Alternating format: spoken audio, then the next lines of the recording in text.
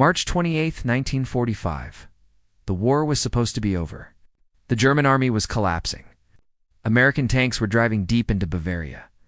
But when the soldiers of the U.S. 45th Infantry Division approached the city of Aschaffenburg, they saw something that made them stop their jeeps. They looked up at the lampposts lining the street. Hanging there were bodies. They weren't soldiers. They were civilians, old men, women, even a few teenagers. They had signs hanging around their necks.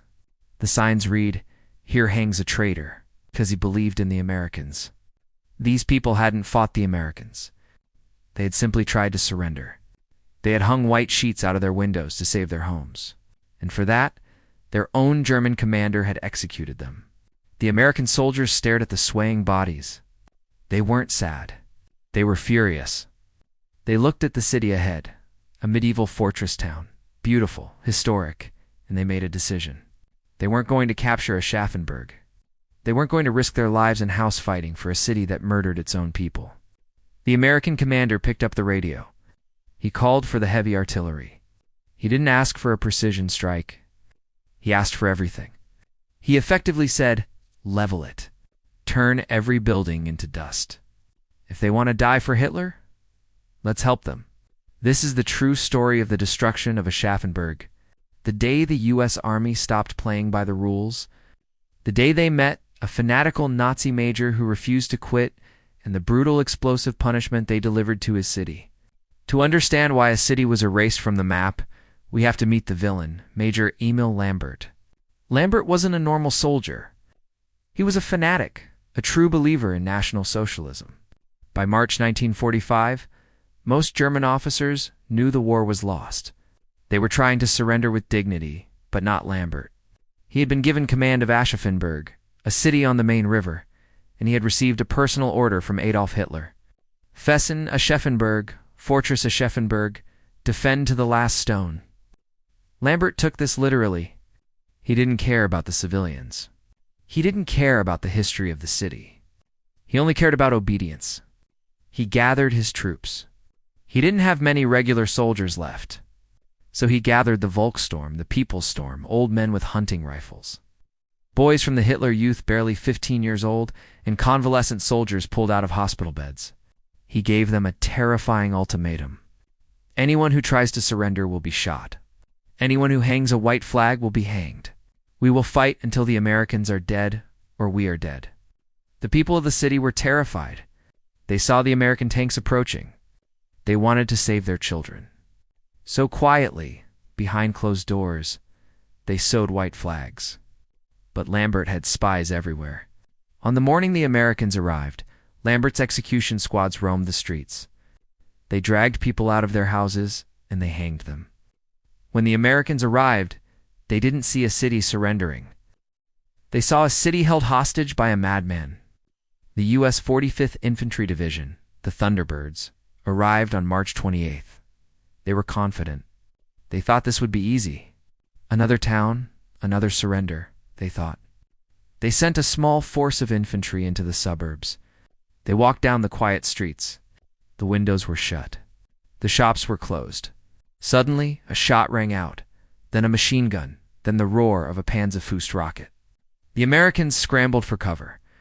They were taking fire from everywhere. From the church steeple, from the basement windows, from the sewers. But it wasn't just soldiers shooting at them. The Americans were shocked to see who was pulling the trigger. Civilians, old men in suits, women dropping grenades from rooftops, children firing rifles. Major Lambert had forced the entire population to fight. He told them the Americans would butcher them if they surrendered. He turned the civilians into combatants. The American soldiers were confused. They didn't want to shoot women. They didn't want to shoot kids. They hesitated. And because they hesitated, they died. Casualties mounted. Ambulance chiefs raced back and forth. The easy victory had turned into a meat grinder. The American commanders met in a command post outside the city. They were angry. They had lost good men to civilians who should have been surrendering. And then the reports came in about the hangings. The scouts reported finding bodies of German citizens hanging in the town square, murdered by Lambert for trying to stop the fighting. This changed everything. The mood shifted from liberation to punishment. The American commander looked at the map of Aschenberg. He looked at the Castle Schloss Johannesburg, a massive stone fortress dominating the city. That was where Lambert was hiding. The American commander made a decision. He wasn't going to send any more boys to die in those narrow streets. He wasn't going to play knights in castles. He was going to use technology, brute force. He called for the big stuff. The 15 millimeters long Tom artillery, the M12 gun motor carriages, massive self-propelled guns designed to crack concrete bunkers, and the Air Force. He issued a new order to his troops. Pull back, get out of the streets. We are not going to take this city. We are going to knock it down. That evening, the bombardment began the next morning. It wasn't a tactical strike. It was an eraser. The Americans lined up their heavy guns on the hills overlooking the city. They fired point blank. Usually artillery fires in an arc over a long distance, but here they lowered the barrels. They fired straight into the buildings. It was systematic destruction. Block by block, house by house. The 1,555 millimeter shells smashed into the medieval timber-framed houses. The buildings didn't just break. They disintegrated. Fire broke out. The city began to burn. In the sky, P-47 Thunderbolts dived down. Inside the city, it was the apocalypse. Major Lambert sat in his bunker under the castle. He ordered his men to hold. "The Americans are weak," he shouted. "They are afraid to come in." But the Americans weren't afraid. They were just efficient. They realized there was no point in dying for a city that wanted to fight. An American sergeant wrote in his diary, "We just sat on the hill and watched it burn. After seeing those bodies on the lampposts, I didn't feel a thing. They brought this on themselves." This was one of the most controversial decisions of the war, destroying an entire city to save American lives. Was it justified, or was it excessive force? We bring you the hard questions of history. If you want the truth uncensored, subscribe to the channel now. Join us on the front line. After days of shelling, the city was a ruin. But the Castle Schloss Johannesburg was still standing. It was a massive red sandstone fortress built in the 1600s. The walls were 8 feet thick. Lambert was inside with his most fanatical troops. The Americans moved in to finish it, but they didn't send infantry to storm the gates. They brought up an M12 gun motor carriage. This was a 155 millimeters gun on tank tracks. They parked it right in front of the castle, point-blank range. The German soldiers inside looked out of the arrow slits. They saw the massive barrel pointing straight at them. The first shell hit the main tower. Stone exploded. Dust filled the air. The Americans fired again and again. They were punching holes through walls that had stood for 300 years. The castle caught fire. The roof collapsed. Inside, the wounded were screaming. The teenage soldiers were crying. They begged Major Lambert to surrender. "Herr Meyer, we cannot fight a wall of fire." But Lambert pulled his pistol. He threatened his own men, the Kempen. But finally, the men had enough. On the morning of April 3rd, the firing from the castle stopped. A white flag appeared from a hole in the castle wall. The Americans held their fire. Slowly, the German soldiers walked out. They were covered in red dust from the sandstone. They coughed. They stumbled. They looked like ghosts. And then Major Lambert walked out. He was still wearing his uniform. He still had his medals.